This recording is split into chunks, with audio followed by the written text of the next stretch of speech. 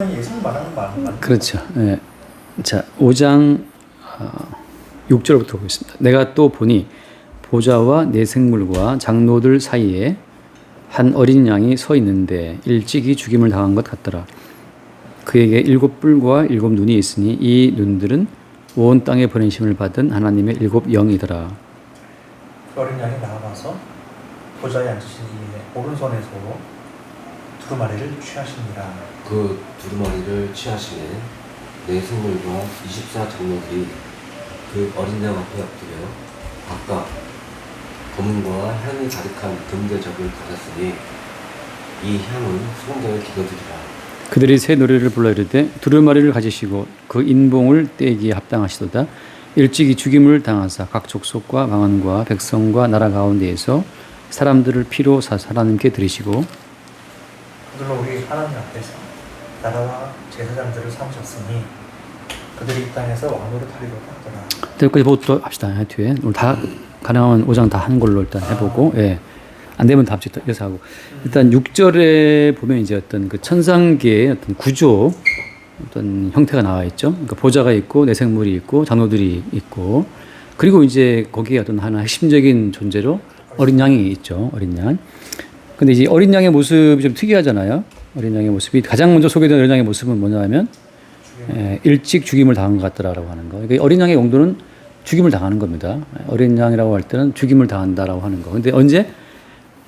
일찍이라는 표현을 쓰는 것 자체는 이미 계시의 세계에서는 어린 양의 죽음 자체가 확정이 되어 있다는 뜻이거든요. 그러니까 이미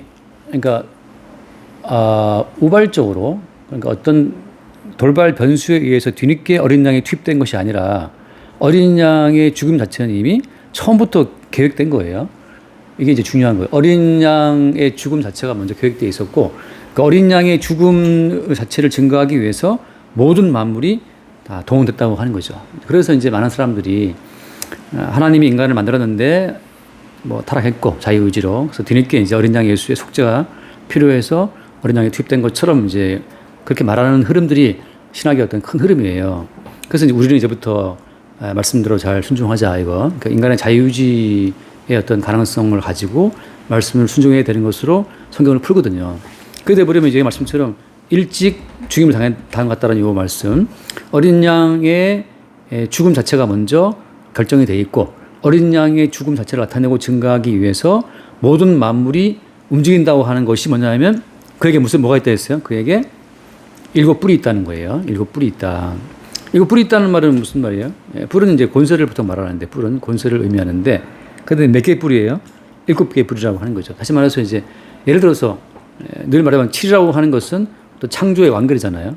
창조 완결이 7이라는 숫자인데 그러니까 창조의 첫날, 둘째 날부터 모든 창조 가운데서는 다 어린 양의 뿔, 그러니까 어린 양의 권세가 다 개입되어 있는 거예요. 그러니까 창조라고 하는 것은 일찍 죽임을 당한 그 어린 양의 죽음을 나타내고 증가하기 위해서 다 설계가 됐고 마감이 됐다고 하는 거예요.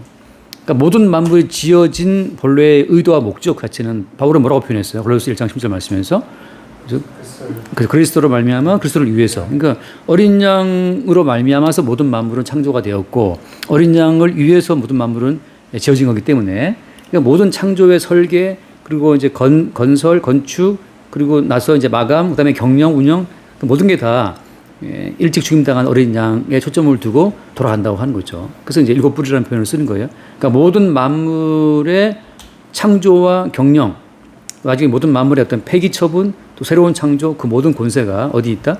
어린 양께 있다는 사실을 보여주는 거예요. 또 눈은 뭐예요? 7눈이라는 것은 7눈이라고 하는 것은 그 뒤에 바로 설명이 나오잖아요. 이 눈들은 온 땅에 보내신 하나님의 7영이다. 거 성경을 말하고 있는 건데 근데 그 어린 양한테 뭐가 있다? 어린 양에게 7눈이 있다. 바꿔 말하면 어린 양에게 뭐가 있어요? 성령이 있는 거죠. 그러니까 요한복음에서 하신 말씀처럼 예수님 하신 말씀이 내가 아버지께로 가면 뭘 보내주겠다? 보혜사를 주겠다. 그러니까 결국 어린 양 예수 그리스도로 말미암아서 성령 7눈을 가지고 있는 성령은 이 땅에 오게 돼 있다는 거죠. 그리고 그 7영의 출처는 어린 양이란 말이죠. 어린 양에게 7뿔과 7눈이 있으니까 어린 양으로부터 나오는 게 성령이기 때문에 성령이 증거하는 그 모든 활동과 모든 메시지는 다 뭘 증거하게 돼 있어요? 예, 어린 양을 증거하게 돼 있는 거죠. 그러니까 그 어떤 뭐 기도 많이 하시는 분들이 뭘 많이 봤다 그러는데 그 뭘 봤다는 분들이 참 이제 그 본 게 맞는지 안 맞는지 어떻게 알 수 있냐면 그 봤다는 걸 통해서 어린 양 예수가 증거가 되면 그 봤다는 것에 뭐 신뢰할 수 있죠. 근데 그 봤다는 것 자체가 어린 양 예수가 증거되지 않는 봤다는 거는 그런 출처가 어때요? 출처가 어린 양이 아니라는 거잖아요. 그럼 어떻게 했어요? 어린 양이 아니면? 그건 사탄이 되는 거예요. 그래서 많은 분들이 봤다, 무슨 꿈을 꿨다 그러는데 그게 어떻게 가만 들어보면 무당이 뭘 봤다는 식으로 어린 양이 증거가 안 되고 봤다는 자기가 막 나타날 때 그게 이제 의심스러운 거죠. 그래서 그 7뿔이 있고 눈이 있는데 이 눈들은 7영이다라고 하는 거. 그래서 이런 표현을 지금 쓰는 거. 그대 말씀 볼게요. 7절 말씀. 그 어른이 나와서 보좌에 앉으시기에 오른손에서 두루마리를 취하시니라. 네. 보좌에 앉으신 분의 두루마리, 그 오른손 두루마리. 두루마리는 지난주에 봤다시피 두루마리가 7인으로 봉해져 있잖아요. 두루마리가 봉해져 있어서 이제 사도 요한이 막 울었단 말이죠. 그 두루마리를 펴거나 먹으려 할 적 없어가지고. 그러니까 어린 양이 그 두루마리를 받아서 인을 떼고 두루마리를 펼쳐야만 어때요? 펼쳐야만 계시의 세계와 역사의 세계가 다 해석이 된단 말이죠. 해석이 안 되면 인간은 영원히 헤맬 수밖에 없는데 그래서 이제 어린 양이 그 두루마리를 취했어요. 여기서 이제 왜 그 어린 양이 두루마리를 취하시냐? 뭐 때문에요? 7뿔을 지니신 분이기 때문이잖아요. 왜냐하면 7뿔이라는 가치는 창조의 모든 과정, 창조의 모든 시작부터 마지막까지가 다 누구를 위해서 어린 양을 위해서 된 거기 때문에 그 어린 양이 두루마리를 취할 수가 있는 거죠. 그러니까 어린 양이라고 하는 그 그리스도 예수께서 처음부터 어때요? 처음부터 창조 이전부터 누구랑 다 의논한 겁니까? 네, 하나님 아버지와 의논을 통해 그 두 분의 의논을 통해서 모든 계시의 세계와 창조의 세계가 역사의 세계가 완결됐기 때문에 어린 양이 그 손을 그 두루마리를 취할 수 있는 거예요. 여기서 왜 아들이라 하지 않고 어린 양이라는 표현을 쓰는 거예요? 계시의 세계가 역사의 세계에 투입될 때는 이게 요한계시록 처음 나왔다시피 피해자의 모습, 그러니까 역사의 세계는 그런 쪽으로 계시의 세계를 적대시한다고 하는 그 역사의 세계가 계시의 세계를 대적하는 과정에서 항상 하나님은 피 흘리는 어린 양으로 등장한다는 거. 그래서 항상 어린 양으로 나오는 거예요. 그러니까 지금 인간이라는 종자는 어때요? 기본적으로 항상 하나님 아버지를 죽이는 쪽. 그래서 어린 양, 피 흘리는 어린 양의 모습이 등장되는 과정으로 이게 뭐랄까 드러나기 때문에 이게 참 중요해요. 그러니까 내가 어린 양을 죽이지 않고 내가 어린 양을 찌르지 않은 상태에서 나는 계시의 세계를 볼 거야. 이건 어때요? 이게 가짜예요. 그러니까 많은 목사님들이 있고 뭐 많지만 그분들이 내가 기도 많이 해서 어떤 계시의 세계를 봤다부터 해서 내가 기도했더니 말씀이 보였다부터 해서 어떤 분들은 또 막 공부를 많이 해가지고 성경을 다 안다고 막 설교한단 말이죠. 설교를 하든 성경 공부를 하든 뭘 다 상관없는데 중요한 건 뭐냐 하면 나라는 존재가 어린 양으로 오신 예수님을 어린 양처럼 죽이는 존재라는 사실을 전제하지 않고 가르치는 모든 가르침은 어떠다? 가짜라는 거예요. 그러니까 보니까 내가 지난주에도 어떤 분 설교를 약간 들었는데 엄청 준비를 많이 했더라고.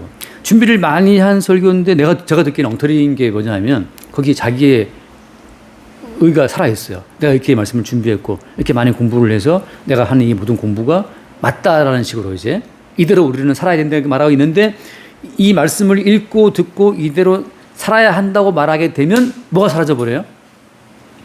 어린 양은 사라져요. 어린 양이. 예. 어린 양이 사라져 버려요. 그럼 이제 영원히 하나님 말씀을 그대로 읽고 듣고 지키는 아주 떳떳하고 의로운 자신만 살아 있는 거죠.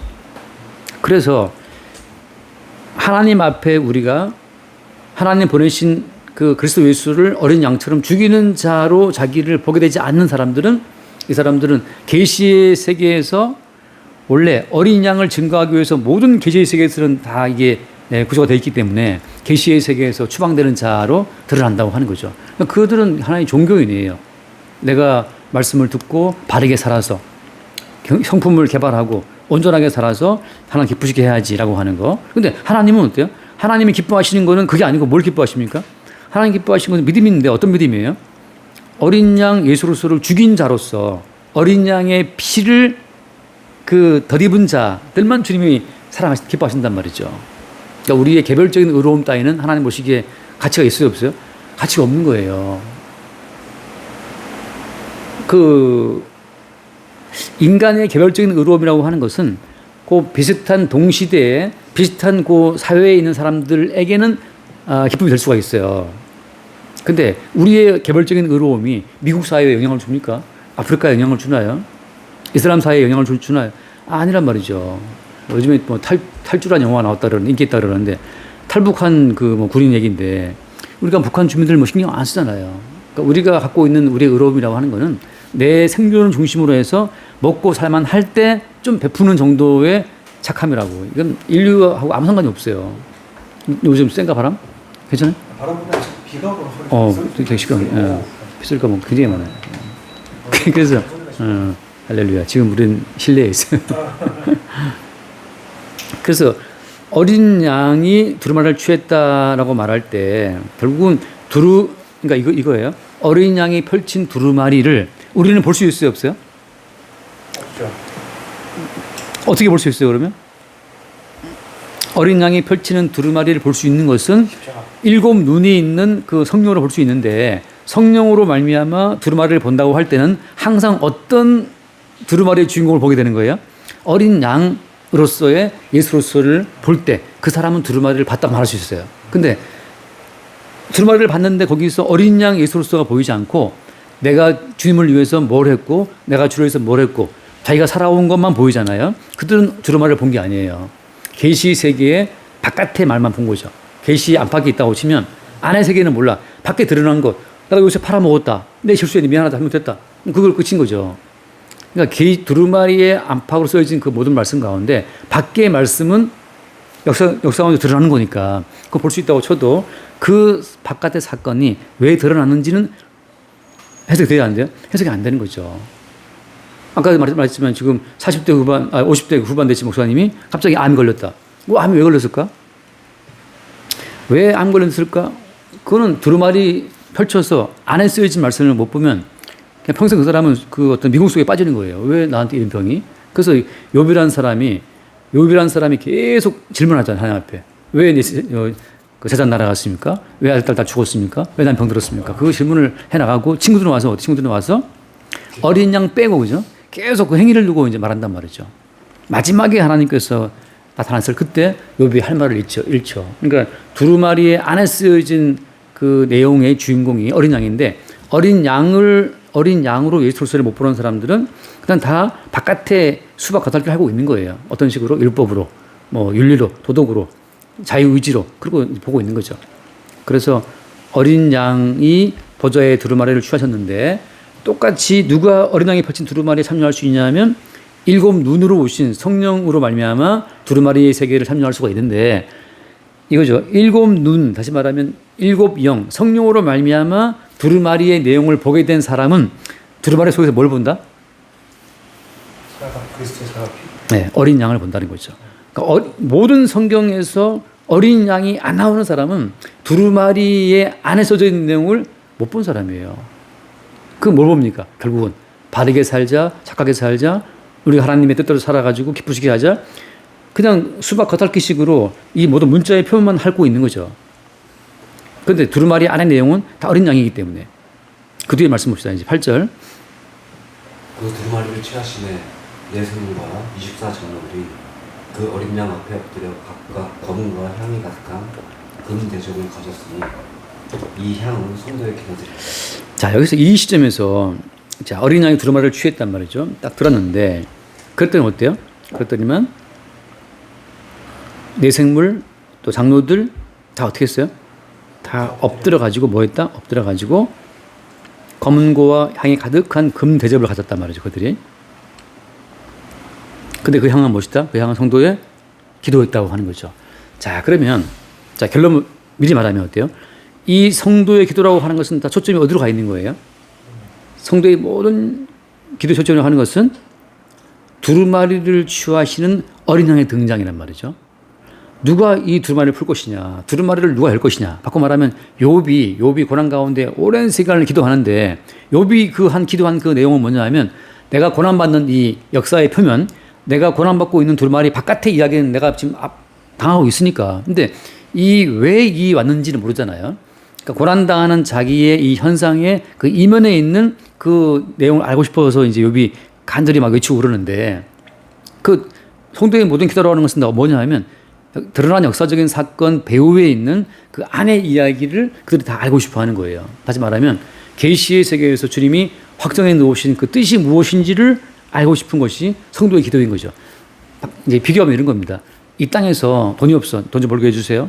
아파. 낫게 해주세요. 이런 역사의 세계를 위한 기도가 아니고 향이 가득한 금대접의 이 모든 기도라고 하는 것은 역사의 세계에 가려진 그 이면에서 계시의 세계의 그 주인공 어린 양의 그 어떤 뜻을 알고 싶어 하는 것이 기도라고 하는 거예요. 성도의 기도라고 하는 거예요. 그러니까 지금 하는 많은 어떤 그 사람들의 기도라는 자체가 얼마나 엉터리인지 알 수 있죠. 왜냐하면 우리가 하는 모든 기도는 대부분 다 뭐 돈 달라, 건강 달라, 뭐 마음 괴롭다, 뭐 편안하게 해달라, 뭐 사업이 어렵다. 다 그 기도밖에 없어요. 근데 왜 사업이 어려운지, 사업이 어렵다는 이 역사의 이 표면 뒤에 있는 이걸 어렵게 하시는 어린 양의 뜻에 대한 기도는 이게 사람들이 하기 힘들어요. 일단 뭐 급하니까 이제 막 하는 거죠. 그냥 살겠다고. 그래서 이러한 모든 기도 잠깐 말씀합시다. 거기 출애굽기 잠깐 말씀해. 출애굽기. 왔어. 오늘 초점을 두 개를 말해야 되는데 일단 출애굽기를 30장을 먼저 보면 출애굽기 30장 1절을 잠깐 볼게요. 1절. 너는 분양할 제단을 만들지니 곧 조각목으로 만들 거야. 자, 분양할 제단, 이게 이제 분향단을 만드는데 분향단을 만들어 가지고 계속 이제 그 향을 태운단 말이죠. 아까 말한 것처럼 향 가득한 그늘집인데 이 분양할 제단을 만들어서 분양하는데 그래서 쭉 눈으로 보시고 예를 들면 6절 말씀 볼까요? 그 제단을 증거계 위 속죄소 맞은편 곧 증거계 앞에 있는 휘장 밖이더라. 그 속죄소는 내가 너와 만날 곳이며 7절. 아론이 아침마다 그 위에 향기로운 향을 사르되 등불을 손질할 때 살을 지며 또 8절 또 저녁 때 등불을 켤 때에 살을 지니 이 향은 너희가 대대로 여호와 앞에 꿀지 못할지며. 네, 그렇지만 이게 지금 상번제라고 해서 어린 양을 아침 저녁 드리잖아요. 어린 양을 아침 저녁에 번제로 드리는 것과 똑같이 또 뭘 해냐 하면은 아침마다 분향을 해야 되고 저녁에 또 등불을 켤 때 또 살라야 돼요. 그러니까 분향단의 향을 사르는 것도 어때요? 아침, 저녁 두 번씩 하는 거예요. 그렇게 해서 이 향을 막 태웠을 때 그 향이 그 휘장 넘어 속죄소까지 그 향이 들어가도록. 그래서 항상 이 향은 그 성소, 지성소 안에 향이 가득한 거란 말이죠. 가득해요. 자, 그 뒤에 한번 30장 그 뒤에 볼게요. 30장. 이 향 재료가 뭐냐? 향 재료 예를 들면 34절 말씀, 34절 말씀. 여호와께서 모세에게 이르시되 너는 수압향과 나감향과 풍자향의 향품을 가져다가 그 향품을 유향에 섞되 각기 같은 분량으로 하고 그것으로 향을 만들되 향 만드는 법대로 만들고 그것에 소금을 쳐서 성결하게 하고 그 양말을 곱게 찢어 내가 너와 만날 희망한 증거 계약에 두라. 이 향은 너에게 거룩하니라.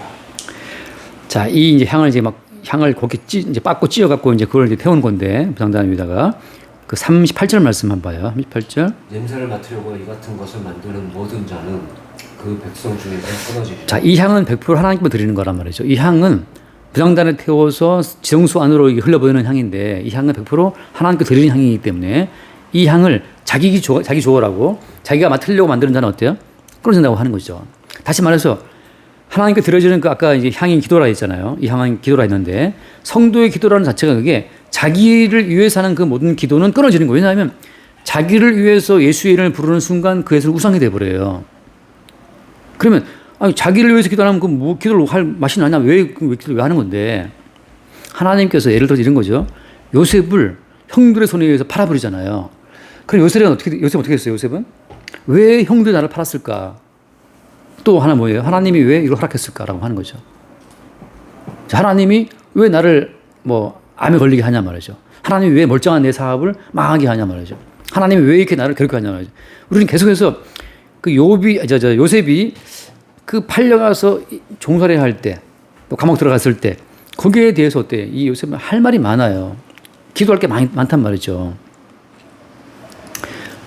드러난 역사의 세계의 어떤 오인 자체는 지금 그 휘장 넘어, 그죠? 지성소의 세계에서 벌어진 거고, 역사의 이 사건 자체는 지금 이 계시의 세계에서 정해진 건데, 도대체 계시의 세계에서 무슨 일이 있었기에 이런 거 나한테 이런 오는 것인가라고 하는 그 기도 자체는 어때? 주님이 그를 이렇게 아까 맞죠? 곱게 찢는다는 것처럼 그것이 주님이 성도를 빻고 찢는 과정이에요. 그냥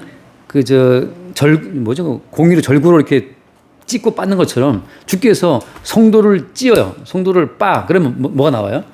그때 나오는 것이 이제 아까 말한 것처럼 향이 나오는데 그 성도 입장에서는 아침 저녁으로 주님이 그를 빻아서 도대체 주님 나에게 왜 이런 일이 하고 주님을 바라보는 그 순전한 기도가 나오는 그 어떤 부장단의 향을 태우는 그런 기도를 주님이 어떻게 한다? 아침 저녁으로 성도한테 그걸 실행하시는 거예요. 그때만 주께서 원하시는 이 기도가 나오는 거예요. 한번 우리 써볼래 집사님 시편 141편인가? 자동 설정 같이 나의 손드는 것이 주의 앞에 부장과 같이 되면 그게 나의 손드는 것으로 나올 것 같은데. 시편 네. 141편 오케이. 몇 절? 2절. 2절 한번 읽어보세요. 나의 기도가 주의 앞에 분양함과 같이 되며 나의 손드는 것이 저녁 제사같이 되게 하소서. 그 앞에 한번 읽어볼래요? 앞에 대고 보실래요? 1절. 여호와여 내가 주를 불렀사오니 속히 내게 오시옵소서. 내가 주께 부르짖을 때에 내 음성의 귀를 기울이소서. 이게 지금 평안할 때 나오는 기도가 아니에요. 다윗이 엄청나게 많은 고통을 당하는데 너무 고통스럽다 보니까 내가 주를 불렀사오니 속히 내게 오시옵소서. 내가 주께 부르짖어 내 음성의 귀를 들어 그러는데 이렇게 다윗 자체를 주님이 빻고 찢어버려요. 도저히 다윗이 괴로워서 견딜 수가 없어. 그래서 주님을 부르짖게 된단 말이죠. 그럴 때 나오는 기도가 나의 기도가 주 앞에 뭐가 같이 되며 분향과 같이 되며 나의 손드는 것이 제사가 된다. 그러니까 아침 저녁 상번제가 필요하고 아침 저녁 분향이 필요한 이유는 주께서 우리를 빻고 찢어가고 도저히 기도가 안 나오면 안 되는 상황으로 주님이 우리를 만들어 가시는 거란 말이죠. 그럴 때 이 향은 성도의 기도들인데, 자, 어린 양이 두루마리를 딱 취했을 때, 다시 말하면 어린 양만 두루마리를 펼쳐서 요셉아 왜 네가 팔려왔는지, 어린 양만 딱 두루마리를 취해서 펼칠 때 그때 다윗아 왜 네가 이렇게 고통을 당하는지, 어린 양이 두루마리를 딱 펼칠 때 그때 어때? 욥으로 하여금 왜 고통 당하는지가 이 설명이 되는 거예요. 드러난다는 거죠. 어린 양이 펼치는 두루마리에 의해서 자기의 인생과 고난이 해석이 안 되면 그건 어때요? 지금 성도의 기도가 들어진 게 아닌 거예요. 그냥 고통스럽다, 낫게 해달라라고 부르짖는 그 기도 자체는 그거는 기도가 아니고 우상숭배다 말이죠. 자, 다시 이거예요. 성도의 모든 삶은 반드시 왜 벌어지는 겁니까? 계시의 세계에 계신 어린 양 예수를 증거하기 위한 하나의 모형이란 말이죠. 계시의 세계에 계신 어린 양을 증거하기 위한 방편으로 성도의 삶이 전개되는 거예요. 가끔 왜 있잖아요. 어릴 때 자연 시간에 했잖아요. 이게 종이 위에 쇳가루 얹어놓고 밑에 자석 갖다 대면 자석이 가란 대로 따라오잖아요. 쇳가루가. 어릴 때 그 실험을 하잖아요. 그런 것처럼 지금 계시의 세계에 있는 어린 양을 나타내고 증거한 용도로 성도의 삶을 끌려가는 거란 말이죠. 그러니까는 부득이 요셉은 사랑받는 자리에 있다가 팔려가는 거예요. 은 30개 팔려가신 예수님을 보여주기 위해서 요셉은 몇 개 팔려가요? 은 20개 팔려간단 말이지.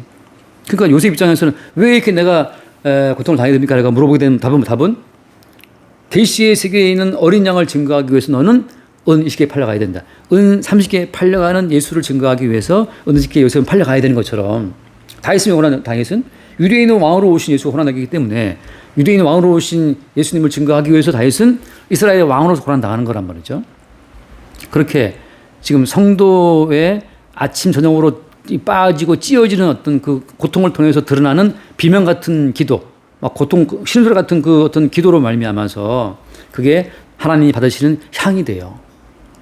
순전하게 어린 양의 고통을 미리 나타내고 증거하는 용도로서의 이 성도의 기도인 거예요. 그러니까 한번 생각해봐요. 우리가 인생 살아갈 때 고통이 없을 수가 있나? 없을 수가 없어요. 근데 여기서 이제 살아보겠다고 그냥 고통하는 그 짐승 같은 고통이 있는 반면에 고통받는 어린 양 예수를 증거하는 용도로서 어린 양 예수로서의 고통에 참여하는 용도로서 나오는 성도의 신임이 있는 거예요.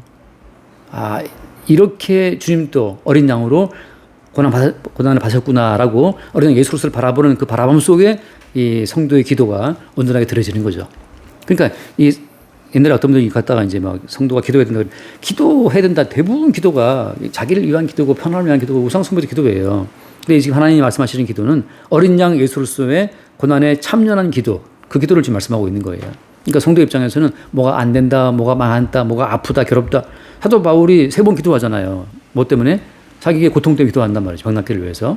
사도 바울이 3번 기도하는데 주님 그 들어요, 안 들어요? 안 들어준단 말이죠. 왜 안 들어주냐면 사도 바울의 그 3번의 기도라고 하는 것은 금대접에 가득한 이 향이란 말이지. 사도 바울의 그 아픈 고난을 통해서 더욱더 사도 바울의 몸속에 뭐가 박히는 거예요? 어린 양에 받았던 어린 양 예수의 고난이 사도 바울의 몸속에 박히는 거라고. 근데 이 어린 양 예수의 고난이 성도의 몸속에 박히는 과정 속에서 성도의 몸은 그 자체로 지금 어린 양 예수 그리스도의 고통을 담고 있는 한 몸이라, 한 몸. 이게 똑같죠. 근데 남편은 집에 아파 죽고 있는데 와이프는 잠만 자고 있다? 그게 한 몸일 수가 없잖아요. 그러니까 예수님의 고난이 성도의 몸 가운데 연결될 때 성도 가운데는 고통이 다가오게 돼. 그 고통이 너무 괴로워서 성도는 아침 저녁으로 빠지고 찢어지는 고통으로 주 앞에 기도하게 되는 거죠. 그 같은 뒤에 한번 읽어볼게요. 9절 말씀. 돌아와서 이제 요한계시록 5장 9절.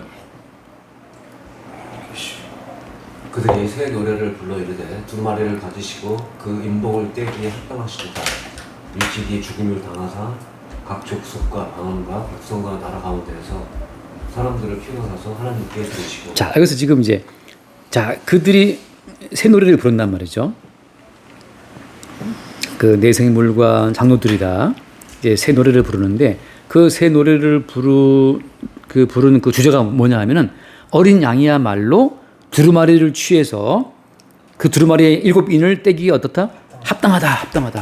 근데 왜 합당하지? 왜 어린 양이 두루마리를 취해서 인봉을 7인을 다 뗄 수 있어? 뭐 자격이 뭔데? 자격이 뭐야? 라고 말할 때 자격이 뭐였어요? 예.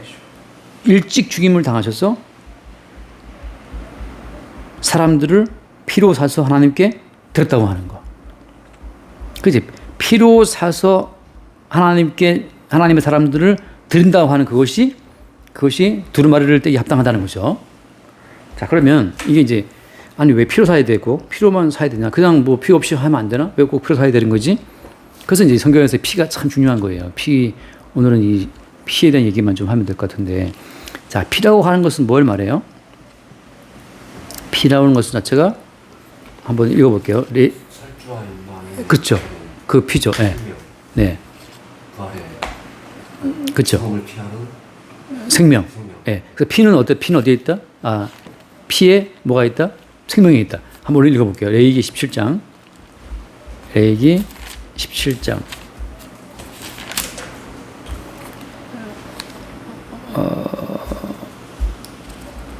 레위기 17장에 보면은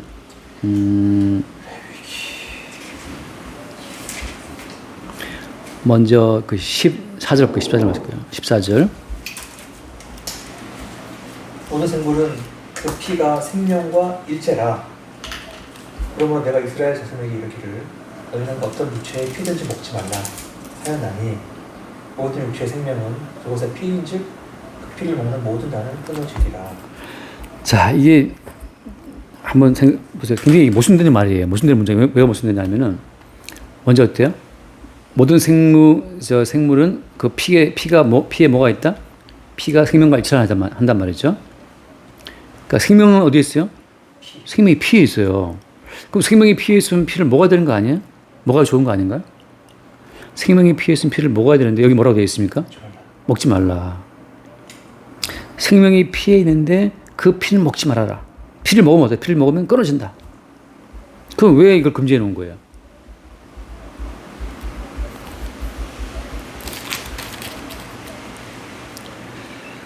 그 앞에도 나와 있지만 거기 17장 거기 10절을 제가 다시 읽어볼게요. 10장 11절 육체의 생명은 피에 있음이라 내가 이 피를 너희에게 주어 제단에 뿌려 너희의 생명을 위하여 속죄하게 하였나니 생명이 피에 있으므로 피가 죄를 속한다라고 되어 있잖아요. 자, 생명이 피에 있으면 피를 먹으라고 확될 것 같은데 오히려 어때요? 오히려 그 피를 어떻게 하라? 그 피를 제단에다가 뿌려서 속죄하라. 그러니까 이 피라고 하는 것은 먹는 게 아니고 이게 속죄용인데 다시 말해서 모든 인간들은 스스로 피를 먹어서 생명을 취할 만한 자격이 없는 거예요. 이건 언제부터 정해진 거예요? 창세기 3장에서 아담과 하와를 추방할 때부터 아담과 하와를 추방한 다음에 어떻게 했어요? 두루두른 불칼과 그 천사들로 지키게 했잖아요. 따라서 모든 인간은 지금 생명에 접근할 수 있는 권한이 있다 없다? 없는 거예요. 모든 인간은 생명에 접근할 권한이 없어요. 일단. 그럼 뭐가 필요한 것이냐? 모든 인간은 스스로 생명에 접근할 수 있는 권리나 능력은 일단 없다 하고 다 배제한 상태에서 따라서 너희들은 피를 먹으면 된다 안 된다? 피를 먹으면 안 된다. 단지 그럼 피 같다 뭐 합니까? 그 피를 어떻게 해라? 제단에 뿌려라. 그래서 어때요? 그래서 이 제단에 뿌려지는 어떤 피 자체를 이스라엘로 하여금 어떻게 한 거 쭉 기다려오게 한 거예요. 아까 말씀하신 것처럼 그래서 이 피를 애굽에 나올 때 설주와 임방에 바르게 한단 말이죠. 이 설주와 임방의 피를 바르게 하고 그 속에서 뭐였어요? 집 안에서 뭘 먹었어요? 그냥 고기를 먹었단 말이죠. 그러니까 피를 바깥에 바르게 하고 그 속에서 고기를 먹게 함으로 말미암아서 피라고 하는 것은 먹는 것이 아니고 속죄를 위하여서 제단에 뿌리는 것이잖아요. 뿌리는 것. 그 피가 뿌려진 그 안에서만 뭘 먹을 수 있다? 어린 양의 고기를 먹을 수 있다고 하는 건데, 자, 다시 말해서 이게 이거예요. 모든 성경을 접근할 때 어린 양의 피가 뿌려진 집 안에서 이 모든 말씀을 먹지 않으면 다 반칙이에요. 무슨 말인가? 성경에 좋은 말씀 많아요.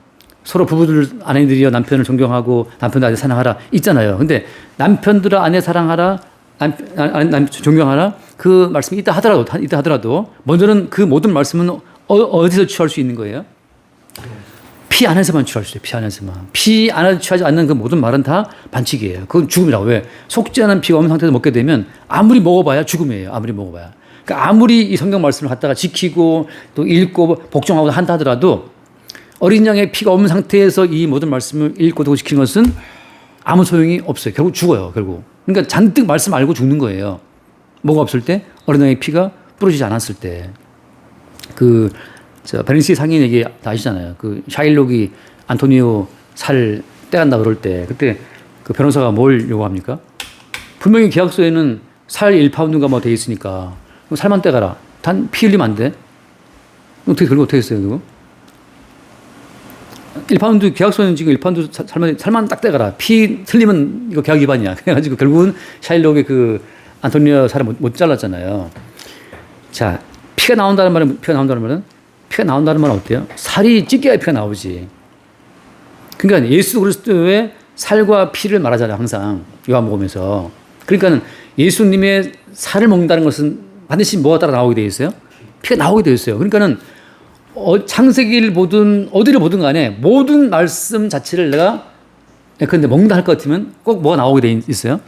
피가 나오게 돼 있어요. 그러니까는 아무리 설교가 예쁘고 설교 말씀이 훌륭하다 하더라도 거기에서 뭐가 없으면 피가 없으면 그 말씀은 가짜예요, 가짜. 이건 뭐 마치 마나킹 사람 피 안 나오지. 마나킹 사람 피 안 나오듯이 어디 말씀을 펼쳤는데 그 말씀 가운데 피가 이렇게 배어 나오지 않네? 그건 가짜 말씀이란 말이죠. 그걸 누가 좋아해요? 마귀가 좋아해요. 마귀는 계속 성경 말씀 갖다 보고 성경 말씀 갖다 써.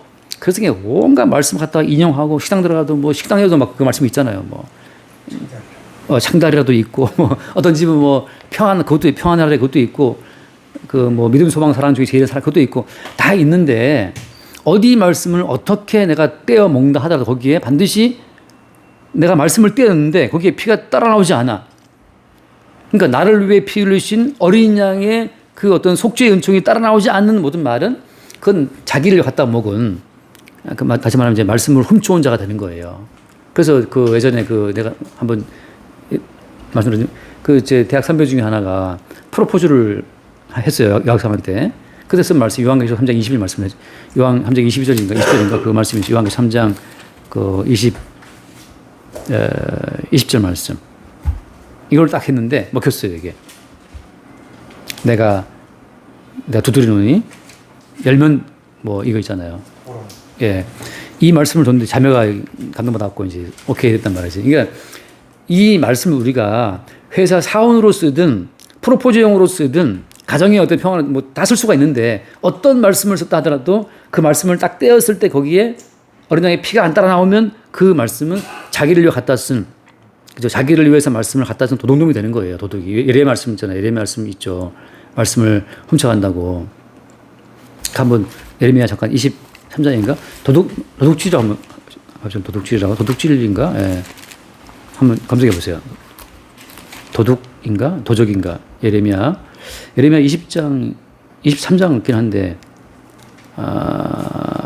거기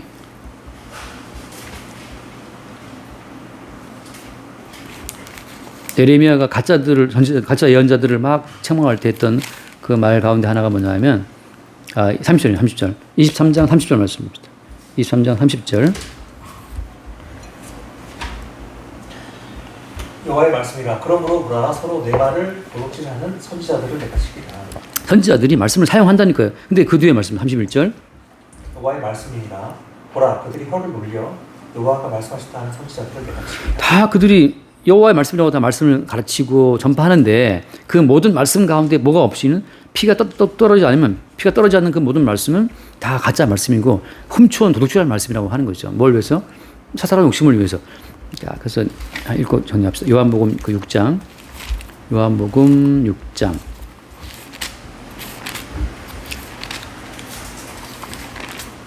이거만 읽고 이제 그 말씀을 살을 떼는데 피난단 말이 뭔지만 설명을 마칠게요. 요한복음 6장 53절. 예수께서 이르시되 내가 진실로 너희에게 이르노니 인자의 살을 먹지 아니하고 인자의 피를 마시지 아니하면 너희 속에 생명이 없느니라. 그다음 내 살을 먹고 내 피를 마신 자는 영생을 얻었고 마지막 날에 내가 그를 다시 살리리라. 그러니까 살과 피는 항상 같이 나오는 거예요. 근데 여기서 사람들이 어떤 사람은 계속 피만 말하고 어떤 사람은 살만 말하고 그러는데 살이 있다는 것은 피가 당연히 따라오는 거란 말이죠. 근데 피 없는 말씀도 있고 또 살 없는 또 피도 있어요. 맨날 피만 말하는. 이 무슨 말인가 하면은 우리가 이제 말씀을 예를 들어서 말씀을 읽고 이 말씀대로 삽시다라든지 이 말씀대로 내가 순종합시다라고 해서 이 말씀대로 살려고 시도하지 않습니까? 그지? 근데 이 말씀대로 살려고 시도를 하면 이 말씀대로 살 자가 있나요? 항상 모든 설교나 모든 성경 공부 꼭 뒤에 결론을 들어보세요. 들어가서 여러분 우리가 이 말씀대로 살아야 마땅합니다. 라고 하지만 우리는 이 말씀 살 수가 없기 때문에 누가? 예수님이 십자가에 대신 펴렸다는 그 사실이 따라 나와서 십자가에 못 박히신 예수로서를 바라보는 쪽으로 말씀의 결론이 가지 않으면 그리고 이 말씀을 읽고 듣고 지켜야 될 인간에게로 말씀이 와서 끝나버린다면 그거는 어때요? 피 없는 말씀이에요. 반드시 그러니까 뭐 대형 교회도 많고 뭐 교회도 많지만 다 이 말씀대로 읽고 이대로 순종할 걸 다 말하고 그래서 끝나버려. 이 말씀대로 살아야 될 성도들의 어떤 책임으로 돌아가버리고 끝나버리면 그 말씀에는 피가 없어요. 피가 떨어지지 않는 모든 말씀은 마나킹에서 잘라낸 거거든. 다시 말해서 그가 증거한 그 모든 말씀이 생명의 말씀이 아니고 지식의 말씀이었고 자유의지에 대한 말씀이었고 인간의 의지, 인간의 선행, 윤리를 강조할 말씀은 끝나버린단 말이죠. 근데 인간의 가능성이 없기 때문에 지금 어린 양으로 나오는 거잖아요. 일찍 죽임당한 어린 양이라는 말은 인간에게는 가능성이 없어. 그걸 깔고 지금 나온 게 어린 양이란 말이에요. 그래서 어린 양 예수 그리스도의 그 모든 말씀이 나오는 건 반드시 거기에 따라 나온 것은 무엇이다? 피라고 하는 거죠. 그래서 백성들을 어떻게 했다? 피로 사서 하나님께 드리시고라고 해요. 그래서 이제 그 뒤에 10절 말씀, 10절 읽고 마칠게요. 돌아와서 요한계시록. 그들로 우리 하나님 앞에서 나라와 제사장들을 세우셨으니 그들이 땅에서 왕노를 타리라. 아멘. 그러니까 자 나라와 제사장은 한 묶음인데 다시 말해서 어린 양 두루마리의 주인공이신 어린 양을 우리가 이제 봤다고 한다면 어때요? 이제는 모든 말씀 속에 그냥 이렇게 그냥 배어 나오는 피, 모든 말씀에 배어 나오는 그 피를 본 자 입장에서 어때요? 땅에서 뭐 한다? 땅에서 왕. 자, 왕은 항상 뭐예요? 왕은 항상 왕은 분별, 심판, 판결한단 말이죠. 그러니까 어떤 말씀을 들어도 그 말씀 속에 피가 안 배어 있네? 그건 아니네. 그건 아니야. 라고 말하는 왕의 권세를 행사하는 거죠. 그러니까 누가 무슨 말을 해도 피가 배어 있지 않는, 결국은 그 말씀을 읽고 듣고 지켜야 될 어떤 행위의 주체로서 인간을 말하고 거기에서 어린 양 예수의 십자가에 흘리신 피로 돌아가지 않으면 그 모든 말은 다 아닌 거지. 그건 아니다. 그게 어때요? 그들이 제사장이에요, 제사장. 왜? 어린 양 예수로서의 십자가의 죽으심을 전파하는 제사장으로서 그들이 역할을 하고 있는 거죠. 그들이 곧 어때요? 그들이 왕이라고. 그들이 왕이기 때문에 어때요? 그 나라의 왕이기 때문에 어린 양 예수로서의 피가 배어나려는 그 모든 말씀은 그건 가짜야. 그건 마네킹이야. 하고 그 판결하고 분별하고 심판하는 권세를 행사하는 거란 말이에요. 그래서 예수 그리스도가 우리의 왕이시고 우리는 그 예수가 왕이심을 나타내고 증거하는 나라와 제사장들로 세움을 입어서 계속해서 어린 양 예수 그리스도의 살과 피에 대한 부분을 증거하게 되는 거죠. 그러니까 여기까지 하겠네요. 여기까지 합시다. 네. 네, 주님 감사합니다. 오늘 말씀 중에 성도의 기도와 그리고 그리스도의 피의 가치에 대해서 다시 더욱더 깊이 깨닫게 됩니다. 그래서 이스라엘 백성들에게 요구하셨던 하루에 2번 드리는 그 상번제와 분향을 통해 그리스도의 백성이 하나님 나라에 나아가기 위해서 어떠한 경로를 거치는지 더욱더 깊이 깨닫게 됩니다. 오직 성도는 예수 그리스도 우리의 생명의 원칙이신 예수 그리스도께서 십자가 못 박혀 흘리신 그 피로 말미암아 우리가 그 생명을 이룰 수 있음을 깨닫습니다. 아멘. 창세기에서 3장에서 말씀하신 생명나무로 통한 모든 길을 막아놓으신 그 주님께서 유일하게 십자가에 그 아들을 못 박혀 죽으시고 그 흘리신 피로 말미암아 저희가 그 생명을 이룰 수 있음을 오늘도 더욱더 깊이 깨닫고 날마다 주님께서 흘리신 그 십자가에서 흘리신 그 피와 그 고통을 저희가 날마다 느끼고 또한 십자가의 고통을 토로하며 저희의 기도가 주께 상달됨을 알게 됩니다. 주님, 저희가 바랄 것은 이 땅에서 모든 가치가 다 의미 없지만 오직 예수 그리스도의 피의 가치만 저희 눈과 저희 귀에 보이고 들리도록 주님 이끌어 주시옵소서. 예수 이름으로 기도합니다. 아멘. 주님 감사합니다. 두루마리의 주인공이신 주님께서는 성도의 인생을 사용해서 그들의 고난과 고통을 통해서 그들이 진심 어린 기도가 나올 수 있도록 성도의 인생을 이끌고 나가십니다. 이를 통해서 성도는 자신을 위한 것이 아니라 주님을 위한 어떤 기도로서 그 실체를 파악함으로써 그 생을 살 때 나를 내가 아닌 내 안에 사실은 주님을 바라보게 하는 그 잣대를 오늘 새롭게 배우게 됩니다. 일상 살면서 주님을 항상 바라볼 수 있도록 주님 인도해 주시길 주님의 이름으로 기도했습니다. 아멘. 주님 감사합니다. 계시와 역사가 어린 양 예수로서 말미암아 하나로 연결되어 있음을 깨달아 알게 하여 주옵시고 우리의 암호로 풀지 않는 역사의 모든 문제를 주 앞에 간구할 때마다 주님 우리 가운데 계시의 세계의 주인공이신 어린 양 예수로서를 늘 새롭게 발견할 수 있도록 그리하여 우리를 위해 흘리신 예수로서의 피와 지키신 그 살의 가치를 늘 새롭게 발견하고 나타내고 전파하며 증거할 수 있도록 우리의 삶을 친히 인도하여 주옵소서. 우리 주 예수님을 기도드립니다. 아멘.